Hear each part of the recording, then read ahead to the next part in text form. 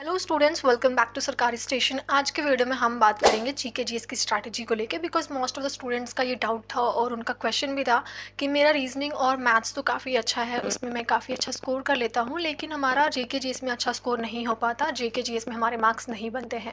सो आज हम उसी के बारे में बात करेंगे कि कैसे हम जीके जीएस में अच्छा स्कोर कर सकते हैं। ये परेशानी की बात इसलिए है बिकॉज आप सबको पता है कि आरआरबी एनटीपीसी का जो का एग्ज़ाम होता है ना, उसमें सबसे ज़्यादा वेटेज आपका जीके जीएस का है। यहाँ से अच्छे खासे क्वेश्चंस आपको देखने को मिलते हैं अच्छे खासे मार्क्स में। सो इस वजह से परेशानी की बात ये है कि अगर आप जीके जीएस में अच्छा स्कोर नहीं कर पाते हो, क्योंकि इसका वेटेज ज़्यादा है, तो फिर आप कट ऑफ अच्छे से क्लियर नहीं कर पाओगे। सिर्फ मैथ्स और रीजनिंग के भरोसे आपका एनटीपीसी क्लियर नहीं हो पाएगा। इफ़ यू वांट कि आपका अच्छा मार्क्स आए, आप कट ऑफ क्लियर करो अच्छे मार्क्स से, तो आपको अपना जीके जीएस थोड़ा स्ट्रॉन्ग करना पड़ेगा, उसमें अच्छे मार्क्स स्कोर करने पड़ेंगे। सो आज की वीडियो में हम उसी के बारे में बात करेंगे कि कैसे आप जीके जीएस में अपना स्कोर अच्छा कर सकते हो, क्या क्या चीज़ें आपको पढ़नी चाहिए जो कि इम्पॉर्टेंट है, और किन किन सब्जेक्ट्स पे आपको ध्यान देना है। इन सारी चीज़ों के बारे में हम इस वीडियो में डिस्कस करेंगे, तो प्लीज़ वीडियो को एंड तक देखना। एंड या without any further delay let's get start the video. सबसे पहले हम बात कर लेते हैं मार्किंग स्कीम के बारे में कि आपका एनटीपीसी में कौन कौन से सब्जेक्ट का एग्जाम होता है, कितने कितने मार्क्स का। तो हम थोड़ा सा ओवरव्यू ले लेते हैं। आपका जो एनटीपीसी का एग्जाम होता है वो दो लेवल में होता है, पहला आपका सीबीटी 1, दूसरा आपका सीबीटी 2। अगर हम बात करें सीबीटी 1 में कि कौन कौन से सब्जेक्ट्स के एग्जाम होते हैं, तो आपके सब्जेक्ट तीन हैं, maths, reasoning and GK GS. GK GS में आपके वही 9 सब्जेक्ट्स हैं, लाइक आपका हिस्ट्री, पॉलिटी, इकोनॉमिक्स, ज्योग्राफी, फिर आपका साइंस का 3 subject, bio, chemistry and physics, then static GK, current affairs. तो ये सारे सब्जेक्ट्स हैं आपके जीके जीएस के जो आपको पढ़ने होते हैं। मार्क्स कुछ ऐसा है कि आपको मैथ्स में 30 मार्क्स के 30 क्वेश्चन पूछ जाते हैं, रीजनिंग से 30 मार्क्स के 30 क्वेश्चन आते हैं, और जीके जीएस से आपके 40 मार्क्स का 40 क्वेश्चन आता है, सारे सब्जेक्ट्स का मिला के। यानी कि जो 9 सब्जेक्ट्स हैं आपके जीके जीएस के, उनसे आपका 40 मार्क्स का क्वेश्चन आता है। तो आप देख सकते हो कि आपका जीके जीएस का वेटेज काफ़ी ज़्यादा है। यहाँ पे आपके जीके जीएस से 40 क्वेश्चन आते हैं 40 मार्क्स के। तो आपका सीबीटी 1 का जो एग्जाम होता है वो 100 मार्क्स का होता है। और टाइमिंग की बात करें तो आपको 90 मिनट्स मिलते हैं ओवरऑल आपका एग्जाम देने के लिए तीनों सब्जेक्ट का। सीबीटी 2 भी सेम है, बस नंबर ऑफ क्वेश्चन थोड़ा सा इंक्रीज हो जाते हैं और थोड़ा सा लेवल ऑफ क्वेश्चन भी इंक्रीज हो जाता है। अदरवाइज टाइमिंग वगैरह भी सेम है। सीबीटी 2 में भी आपका मैथ्स, रीजनिंग और जीके जीएस का एग्जाम होता है। मैथ्स में आपके 35 क्वेश्चन आते हैं 35 मार्क्स के, यहाँ पे आपको थोड़ा सा इंक्रीजमेंट देखने को मिलेगा। रीजनिंग में आपके 35 मार्क्स के 35 क्वेश्चन आते हैं, एंड जीके जीएस में आपके 50 मार्क्स के 50 क्वेश्चन आते हैं। टाइमिंग वही रहती है, 90 मिनट के अंदर आपको तीनों सब्जेक्ट का एग्जाम देना होता है। नेगेटिव मार्किंग दोनों में ही, सीबीटी 1 में भी और सीबीटी 2 में भी 1/3 का नेगेटिव मार्किंग जाता है। तो ये है आपका एनटीपीसी एग्जाम का मार्किंग स्कीम, जो मैंने आप सबको समझा दिया, ओवरव्यू दे दिया है। इसके अगर आप डीप में देखना चाहते हो, इसके बारे में आप डीप में जानना चाहते हो, सब्जेक्ट वाइज वेटेज वगैरह, तो वो सब आपको देखने को मिल जाएगा मेरी प्रीवियस वीडियोस में। चैनल पे मैंने अपलोड कर रखा है, उसका लिंक मैं आपको डिस्क्रिप्शन बॉक्स में दे दूंगी, वहाँ से आप वो वाली वीडियोस देख सकते हो।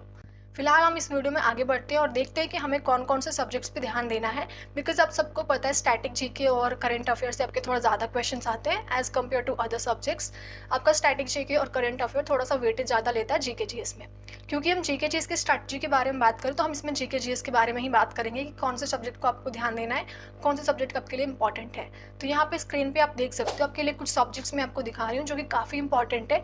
सीक्वेंस में आपको पढ़ना होगा इन सब्जेक्ट्स को। अब ऐसा नहीं है कि आप सिर्फ इन्हीं सब्जेक्ट्स को पढ़ के चले जाओगे, पढ़ना आपको सब कुछ है, लेकिन सीक्वेंस में जो पहले इंपॉर्टेंट है उसे आप कवर करोगे, जो थोड़ा कम इंपॉर्टेंट है उसको बाद में, जो आपके पास टाइम जो बचेगा उसमें आप उसे कवर अप करोगे। एक और चीज, कुछ स्टूडेंट्स ऐसा सोचते हैं कि हम सिर्फ मैथ्स और रीजनिंग कर ले, जीके जीएस ना करे तो क्या हमारा चलेगा। बिल्कुल नहीं चलेगा, क्योंकि देखो जीके जीएस आपका ऐसा है ना कि भले ही 40 मार्क्स का है, 9 सब्जेक्ट इसमें पढ़ने होते हैं, लेकिन ये आपका स्कोरिंग है, इसमें आपके गलत होने के चांसेस बहुत कम रहते हैं। अगर आप अच्छे से पढ़ के जा रहे हो, कंसेप्ट आपका अच्छे से क्लियर है, चीज़ें आपको याद है, फिर इसमें गलतियाँ होने की चांसेस बहुत कम रहती है। लेकिन फिर वो एक और चीज़ इसका देखा जाए तो इतना है कि मतलब इसे कितना भी पढ़ लो, इसमें आपके 50 to 60% ही आप स्कोर कर पाते हो। कोई इसमें 100 में 100 स्कोर नहीं कर पाता। आपका जीके जीएस में 100% में 100% कोई भी स्कोर नहीं कर पाता। तो ऐसा नहीं है कि आप सिर्फ मैथ्स और रीजनिंग पढ़ के जा रहे हो, जीके जीएस छोड़ दोगे, या फिर सिर्फ जीके जीएस पढ़ के जा रहे हो इस वजह से कि इसमें 9 सब्जेक्ट में 40% स्कोर, 40 मार्क्स का इससे क्वेश्चन आते हैं, तो इस वजह से आप सिर्फ जीके जीएस पढ़ के जा रहे हो, मैथ्स रीजनिंग छोड़ दे रहे हो। आपको तीनों सब्जेक्ट्स को पढ़ना होगा। अब ये है कि आपको जो जीके जीएस आप पढ़ते हो, उसमें जो इंपॉर्टेंट सब्जेक्ट्स है पहले उसे कवर अप कर लो, अच्छे से पढ़ लो। फिर बाद में आपके पास अगर टाइम बचता है तो आप उस जो कम इंपॉर्टेंट सब्जेक्ट्स है उनको पढ़ सकते हो, या फिर आप चाहो तो उनमें से कोई एक दो सब्जेक्ट स्किप भी करके जा सकते हो जो बहुत ही कम वेटेज रखते हैं, जहाँ से आपके बहुत कम क्वेश्चन आते हैं आपके एग्जाम्स में। तो कुछ इस तरीके से आपको प्रिपेयर करना होगा। तो अगर कोई स्टूडेंट ये सोच रहा है कि मैथ्स और रीजनिंग कवर कर लेते हैं, जीके जीएस छोड़ देते हैं, थोड़ा बहुत पढ़ लेंगे तो हो जाएगा, ऐसा नहीं है। आपको जीके जीएस भी पढ़ना है। देखो, पढ़ना सब कुछ है, लेकिन सीक्वेंस से पढ़ना होगा। जो इंपॉर्टेंट है पहले उसे कवर करते चले जाओ, ताकि आपके वहाँ से जो जितने क्वेश्चंस आते हैं आप उसे कवर कर लो, क्योंकि ज़्यादातर क्वेश्चंस आपके उन्हीं सब्जेक्ट से आते हैं जो काफ़ी इंपॉर्टेंट है, और प्रीवियस ईयर में अगर आपने देखा होगा तो उसके काफ़ी वेटेज भी रहते हैं। तब हम एक एक करके सारे सब्जेक्ट्स के वेटेज देखेंगे, कौन कौन सा आपका सब्जेक्ट इंपॉर्टेंट है जो आपको पढ़ना है, और कौन से ऐसे सब्जेक्ट है जिसका वेटेज कम है जिसे आप स्किप कर सकते हो। सबसे पहले आप स्क्रीन पे यहाँ पे देख सकते हो, अगर मैं बात करूँ करंट अफेयर्स की, तो करंट अफेयर्स में आपके 7 से 8 क्वेश्चन मतलब पूछ जाते हैं। तो आप सोच सकते हो कि मतलब आपका करंट अफेयर कितना स्कोरिंग है, आपको डेली करंट अफेयर्स पढ़ने होंगे। आप अपना एक काम कर सकते हो, आप अपना डेली टारगेट्स बना सकते हो, उसमें आप डेली टारगेट में अपना करंट अफेयर इंक्लूड कर लो हमेशा के लिए, कि आपको डेली करंट अफेयर्स करने हैं डेली बेसिस पे। डेली करंट अफेयर्स की पीडीएफ भी टेलीग्राम पे आपको ईजिली मिल जाएंगी, अगर आप वीडियो लेक्चर्स नहीं फॉलो करते हो, लाइक आपके पास इतना टाइम नहीं है कि आप 1 घंटे बैठ के वीडियो लेक्चर देखो, then you can go with the PDF, क्योंकि पीडीएफ भी आपको इजीली टेलीग्राम पे प्रोवाइड हो जाती है। If you are following my Telegram channel, तो आपको मेरे टेलीग्राम चैनल पे भी पीडीएफ्स मिल जाएंगी, जहाँ से आप इजीली कवर कर लोगे अपना डेली का करंट अफेयर। तो आप करंट अफेयर्स के लिए डेली पीडीएफ देखा करो। अगर हम बात करें स्टैटिक जीके की स्टैटिक जीके से आपके कितने क्वेश्चंस आते हैं, तो स्टैटिक जीके से आपके 5 से 6 क्वेश्चंस आ जाते हैं। तो आपका स्टैटिक जीके भी काफ़ी अच्छा है, लाइक काफ़ी स्कोरिंग है। और स्टैटिक जीके में ऐसा है कि इसमें भी कुछ कुछ इंपॉर्टेंट पॉइंट्स हैं, लाइक इंपॉर्टेंट टॉपिक्स है जिस पे आपको ज़्यादा ध्यान देना होता है। तो उसके लिए आप क्या कर सकते हो, आप वीडियो लेक्चर्स देखो, आप डेली कवर कर लो कि आपको डेली इतने वीडियोस देख लेने हैं, आपको एक वीक के अंदर में इतने क्वेश्चंस याद कर लेने हैं।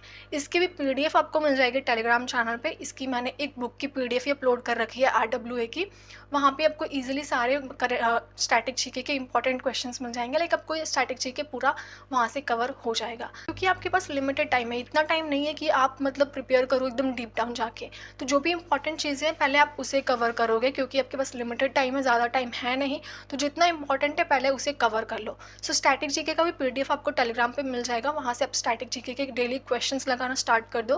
लाइक अगर आप वीडियो लेक्चर नहीं फॉलो कर रहे हो, तो एक टारगेट बना लो कि आपको 1 वीक के अंदर इतने नंबर ऑफ क्वेश्चन याद कर जाने हैं, इतने नंबर ऑफ क्वेश्चन आपको याद होने चाहिए। अब हम बात करते हैं हिस्ट्री की, कि हिस्ट्री से आपके कितने मार्क्स के क्वेश्चन आते हैं। तो यहाँ पे स्क्रीन पे आप देख सकते हो, आपके हिस्ट्री से 5 से 6 क्वेश्चंस आ जाते हैं। हिस्ट्री में भी ना 3 पार्ट्स हैं, एंशिएंट, मिडाइवल एंड मॉडर्न। अगर हम बात करें कि इन तीनों पार्ट्स में से कौन सा पार्ट ज़्यादा इंपॉर्टेंट है, तो यहाँ पे आप देख सकते हो एंशिएंट हिस्ट्री से आपका लगभग 1 क्वेश्चन आता है, और मिडाइवल हिस्ट्री से आपके लगभग 1 से 2 क्वेश्चन आते हैं, और मॉडर्न हिस्ट्री से आपके 2 से 3 क्वेश्चन आते हैं। तो अगर हम बात करें कि हिस्ट्री में भी आपको कौन सा पार्ट ज़्यादा इंपॉर्टेंट है, कौन सा पार्ट आपको ज़्यादा फोकस के साथ पढ़ना है, तो वो है आपका मॉडर्न हिस्ट्री। मॉडर्न हिस्ट्री यानी कि आधुनिक इतिहास आपको अच्छे से पढ़ना है, उसमें आपका ज़्यादा क्वेश्चन बनता है, 2 से 3 क्वेश्चन तो आपके वहाँ से आ जाते हैं। तो जब भी आप हिस्ट्री पढ़ रहे होंगे तो सबसे ज़्यादा फोकस आप मॉडर्न हिस्ट्री पे रखना, क्योंकि आपको वो डीप डाउन जाके पढ़ना होगा, वहाँ से आपके नंबर ऑफ क्वेश्चन ज़्यादा पूछे जाते हैं। आप बाकी भी पढ़ोगे, एंशिएंट भी पढ़ोगे, मिडाइवल भी पढ़ोगे, लेकिन मॉडर्न हिस्ट्री थोड़ा अच्छे से पढ़ के जाना, क्योंकि वहाँ से आपके अच्छे खासे क्वेश्चन आपको देखने को मिल जाएंगे। अब बात करें पॉलिटी की, कि पॉलिटी में आपके कितने मार्क्स के लगभग क्वेश्चन आ जाते हैं। तो पॉलिटी में भी आपके लगभग 5 से 6 मार्क्स के क्वेश्चंस देखने को मिल जाते हैं। तो पॉलिटी भी आपका अच्छा खासा मार्क्स स्कोर करता है। तो हिस्ट्री पढ़ने के बाद आप सबसे ज़्यादा फोकस करेंगे तो वो है पॉलिटी। पॉलिटी भी आपको सबसे ज़्यादा फोकस करना है, क्योंकि यहाँ से 5 से 6 मार्क्स के क्वेश्चन बनते हैं। उसके बाद आती है आपकी जियोग्राफी। तो जियोग्राफी में आपके 3 से 4 क्वेश्चन बन जाते हैं, यहाँ पे स्क्रीन पर आपको दिख भी रहा होगा। तो आपकी जियोग्राफी से 3 से 4 क्वेश्चन बनते हैं, यहाँ से भी आपका काफ़ी अच्छा खासा वेटेज है। इकोनॉमिक्स से आपके ज़्यादा क्वेश्चन नहीं बनते, यहाँ से लगभग 1 से 2 मैक्सिमम आपके क्वेश्चन पूछ जाते हैं। तो अगर आप चाहो तो इकोनॉमिक्स स्किप कर सकते हो, या फिर इसे बहुत ही मिनिमम जाके पढ़ सकते हो, कि मतलब अगर कोई इजी से क्वेश्चंस आ गए तो आप कर लोगे। अब हम बात करते हैं साइंस में आपके जो 3 सब्जेक्ट हैं, फिजिक्स, केमिस्ट्री, बायो, वहाँ से कितने कितने मार्क्स के क्वेश्चंस आते हैं, और उन सब्जेक्ट्स में से कौन सा सब्जेक्ट यानी कि कौन सा पार्ट आपका इंपॉर्टेंट है, बायो है या फिर केमिस्ट्री या फिर फिजिक्स। अगर हम बात करें ना बायोलॉजी की, तो बायोलॉजी में आपके 4 से 5 क्वेश्चन फिक्स एक ही आते हैं। अब ये ज़रूरी नहीं है कि पिछले शिफ्ट में या फिर पिछले एग्जाम में आपके इतने मार्क्स आए हैं, 4-5 मार्क्स के क्वेश्चन आए हैं, तो इस साल भी एकदम लिमिटेड इतने ही आएंगे। कुछ परसेंटेज आपको इधर उधर देखने को मिल जाएगा, या फिर कभी इंक्रीज हो जाती है या फिर कहीं डिक्रीज हो जाता है। ये हम एवरेज मान के चल रहे हैं कि बायो में आपके 4 से 5 क्वेश्चन हर साल पूछे जाते हैं आपके आरआरबी एनटीपीसी के एग्जाम में। तो अगर आप साइंस पढ़ रहे हो तो उसमें सबसे ज़्यादा फोकस आपको बायो पे करना है, आपको बायो सबसे पहले कवर करना है, उसके बाद आपका फिजिक्स, उसके बाद केमिस्ट्री। तो फिजिक्स की हम बात करें तो फिजिक्स से आपके 3 से 4 क्वेश्चन आ जाते हैं फिजिक्स में, और केमिस्ट्री में आपके 2 से 3 क्वेश्चन आते हैं। तो वेटेज की बात करें तो सबसे ज़्यादा वेटेज वेटेज आपका बायो का है, उसके बाद आपके फिजिक्स का एंड उसके बाद आपका केमिस्ट्री का। तो आप सबसे ज़्यादा फोकस बायो पे करोगे, फिर आपका फिजिक्स कवर करोगे एंड लास्ट में आपको केमिस्ट्री पढ़नी है। पढ़ना आपको सब कुछ है, लेकिन सीक्वेंस से पढ़ना, जो इंपॉर्टेंट है पहले उसे कवर करना, जो कम इंपॉर्टेंट है उसे लास्ट में कवर करना। तो ये था आपका ओवरऑल जीके जीएस का वेटेज कि आपके इन इन सब्जेक्ट से इतने इतने मार्क्स के क्वेश्चंस बनते हैं। अब हम देखेंगे कि आपको इनमें भी कौन कौन से टॉपिक्स को ज़्यादा कवर करना है, लाइक कौन से सब्जेक्ट को पहले कवर करना है और कौन से सब्जेक्ट को बाद में कवर करना है। सो स्क्रीन पे आप देख सकते हो, यहाँ पे मैंने कुछ इंपॉर्टेंट सब्जेक्ट्स सीक्वेंस में लिख रखे हैं जिसपे आपको सबसे ज़्यादा ध्यान देना है और इन सब्जेक्ट्स को सबसे पहले कवर करना है। अब हम बात कर लेते हैं थोड़े टिप्स के बारे में। मैं आपको कुछ 2 से 3 टिप्स बताऊंगी जो आप अपनी प्रिपरेशन के दौरान फॉलो करोगे। अपने जो भी आप जीके जीएस की प्रिपरेशन कर रहे हो, जब भी आप उसकी पढ़ाई करोगे, तो उस टाइम पे आपको इन टिप्स को ध्यान में रखना है और इन टिप्स को फॉलो करना है। तो ज़्यादा टिप्स नहीं है, 2 से 3 टिप्स है जो आपके लिए हेल्पफुल रहेंगे। सबसे पहले हम बात करते हैं टिप नंबर 1 की। वो है अपने स्टैटिक जीके को और करंट अफेयर्स को डेली बेसिस में ऐड कर लो। अपना स्टैटिक जीके और करंट अफेयर आप डेली करोगे। ऐसा नहीं है कि आपने छोड़ दिया, एक वीक में एक बार करा तो हो जाएगा, ऐसा नहीं है। आपको डेली करंट अफेयर करना होगा और डेली स्टैटिक जीके भी करना होगा। अगर आप डेली करंट अफेयर्स नहीं कर रहे हो तो ऐसा कर सकते हो कि 2 दिन का एक साथ करंट अफेयर करो, फिर 2 दिन का एक साथ करो, तो वीक में आपको 3 बार 4 बार करंट अफेयर अपना करना पड़ेगा। लेकिन स्टैटिक जीके आपको डेली कवर करना है। एक मान लो कि आपको एक दिन में कम से कम 100 क्वेश्चन याद कर जाने हैं तो कर जाने हैं। अब उसे रट्टा मत मारना, क्योंकि रट्टा मारने से चीज़ें नहीं याद रहती। तो आपको क्या करना है, अपना डेली करंट अफेयर्स को और डेली स्टैटिक जीके को अपने रूटीन में ऐड कर लो कि आपको डेली इतना पढ़ना है। चाहे वो आप वीडियो लेक्चर्स के थ्रू पढ़ो या फिर अपने पीडीएफ्स के थ्रू पढ़ो, लेकिन आपको डेली कवर करना है। टिप नंबर 2 कि यहाँ वहाँ भटकने की ज़रूरत नहीं है। एक प्रॉपर प्लान, एक प्रॉपर शेड्यूल बना लो, क्योंकि बहुत लिमिटेड टाइम है। ऐसा नहीं है कि आपके पास पूरा 1 साल पड़ा है प्रिपरेशन के लिए, फिर आप आराम से प्रिपरेशन कर सकते हैं।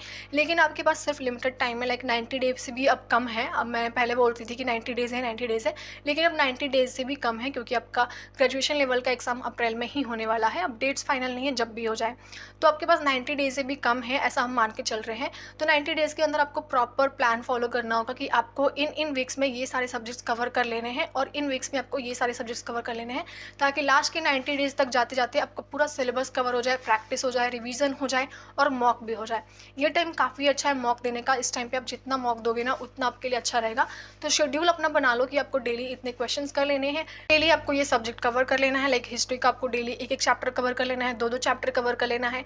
डेली आपको मॉक 2 से 3 मॉक टेस्ट देने हैं। 1 घंटे बैठ के अपना मॉक टेस्ट दे दो, जो कि आपका फुल लेंथ मॉक टेस्ट होगा, कि जिसमें आपके मैथ्स, रीजनिंग, जीके जीएस के मिक्स क्वेश्चंस पूछ जाएंगे। तो फुल लेंथ मॉक देना, तो ये अच्छा टाइम है। इस टाइम पे क्विज दे सकते हो, मॉक दे सकते हो। मतलब एक प्रॉपर शेड्यूल बना लो, प्रॉपर टाइम टेबल बना लो, जिसमें आपका 90 डेज में आपके सारे सब्जेक्ट्स डिवाइड हो जाए, उससे ज़्यादा आपको टाइम ना लगे। तो 90 डेज़ के अंदर आप सारी चीज़ों को कवर अप कर सको।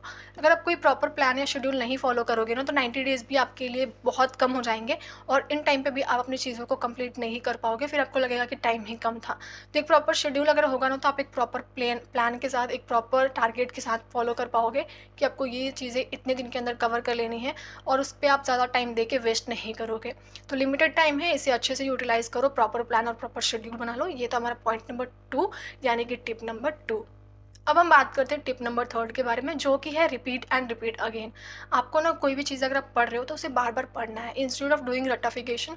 आपको रटाफिकेशन बिल्कुल भी नहीं करनी। अगर आप कोई भी चीज़ सोच रहे हो कि रट लूँगा और रट के याद हो जाएंगी, तो वो ज़्यादा टाइम तक याद नहीं रहती हैं। आपको क्या करना है, वो चीज़ों को बार बार पढ़ना है। लाइक अगर आप हिस्ट्री पढ़ रहे हो या फिर स्टैटिक जीके का ही क्वेश्चन पढ़ रहे हो, म्यूजिकल इंस्ट्रूमेंट का या फिर क्लासिकल डांस का, तो आप सोच रहे हो कि आप इसे रट लोगे तो आपको याद हो जाएंगी। तो वैसा बिल्कुल नहीं है। आज के लिए याद हो भी जाए, कल एग्जाम आते आते आपका नहीं याद रहेगा, मतलब आप उसे भूल जाओगे। तो इस टाइम पे आप क्या कर सकते हो, आपको उसे बार बार पढ़ना है, 3 से 4 बार पढ़ो। आप क्या करते हो, एक बार पढ़ लेते हो, 2 बार पढ़ लेते हो, उसके बाद छोड़ देते हो और बाद में कहते हो कि हमें याद ही नहीं रहता। तो इसका एक मेन प्रॉब्लम यही है कि आप उसे बार बार नहीं पढ़ते हो, यानी कि रिवीजन उसे नहीं करते हो। जितना बार आप उसे पढ़ोगे ना, उतनी बार आपको चीज़ें याद रहेंगी और एग्जाम पे आप जब बैठोगे ना एग्जाम देने के लिए, तो उस टाइम पे सिर्फ क्वेश्चन देख के आपको समझ में आ जाएगा कि ये वाला ऑप्शन राइट है। तो अगर एग्जाम्पल देने की बात करूँ ना, कि इसके लिए मैं आपको परफेक्ट एग्जाम्पल दूँ, तो आप ध्यान से सुनना। आपके घर में एक घड़ी होगी। आप क्या करते हो, डेली टाइम देखते हो उसी घड़ी में, और वो जहाँ टंगी होती है वहीं पे देखते हो। अगर एक दिन उस घड़ी को वहाँ से हटा दे और कोई आपसे पूछे कि घड़ी कहाँ है, तब डायरेक्ट यही बोलोगे ना कि ये घड़ी यहीं पर टंगी होती थी या फिर यहीं पर टंगी है। ठीक है, वो इसलिए क्योंकि आप हर रोज़ उसे देखते हो कि ये घड़ी वहीं पर टंगी है, इसलिए आपको याद है कि हाँ ये घड़ी यहीं पर रहती थी, यहीं पर इसकी जगह है, यहीं पर ये रहती थी। तो उससे क्या है ना कि आपने बार बार उसे देखा है, तो आपको याद हो चुका है कि ये चीज़ यहीं पर थी। ठीक है? तो बिल्कुल वैसे ही अगर आप कुछ चीज़ें पढ़ रहे हो तो उसे अगर बार-बार पढ़ोगे तो आपको याद रहेगी कि अच्छा ये वाला ऑप्शन इसमें था, ये वाला आंसर इसके साथ सही होगा, लाइक इसका ये वाला आंसर सही होगा, इसमें ये वाला ऑप्शन था। मोस्ट ऑफ द टाइम अगर आप चीज़ों को बार-बार पढ़ रहे हो तो वो चीज़ें आपको याद रहती हैं। एक और एग्ज़ाम्पल ले सकते हो, लाइक आप ट्रैवल कर रहे हो या फिर यूँ कहें, दूसरा एग्जांपल ले लो, आप क्लास में बैठते हो तो आपको लास्ट बेंच वाला जो कॉर्नर पे जो स्टूडेंट बैठता है ना, वो आपको याद नहीं होगा। लेकिन आपके बगल में जो आपके साथ हर रोज़ बैठता है वो आपको याद रहेगा। वो इसलिए क्योंकि आप उसे हर रोज़ देखते हो कि वो आपके साथ बैठ रहा है। जो पीछे बैठता है आप उसे नहीं देखते हो हर रोज़, तो कुछ महीने बाद आप उसकी शक्ल भूल जाओगे कि वो कैसा दिखता था या फिर कौन था या फिर उसका नाम क्या था। लेकिन जो आपके साथ बैठता है वो आपको सालों-साल हमेशा पूरी लाइफ़ तक याद रहेगा कि वो कौन थी या कौन था, उसका नाम क्या था, वो कैसी दिखती थी, कैसा दिखता था। वो इस वजह से क्योंकि आप उसे बार-बार देख रहे हो। तो इसका मतलब यही हुआ कि आपको बार-बार चीज़ें पढ़नी है ताकि वो चीज़ें आपको याद रहें और जब भी आप एग्ज़ाम देने बैठो तो ऐसा हो कि क्वेश्चन देखते ही आपको समझ में आ जाए कि ये इसका राइट आंसर होगा। तो आज के वीडियो में सिर्फ़ इतना ही। आई होप आपको ये वीडियो अच्छी लगी हो। वीडियो अच्छी लगी हो तो लाइक, कमेंट, शेयर, सब्सक्राइब सब कर देना। मैं आपसे मिलती हूँ नेक्स्ट वीडियो, तब तक के लिए बाय।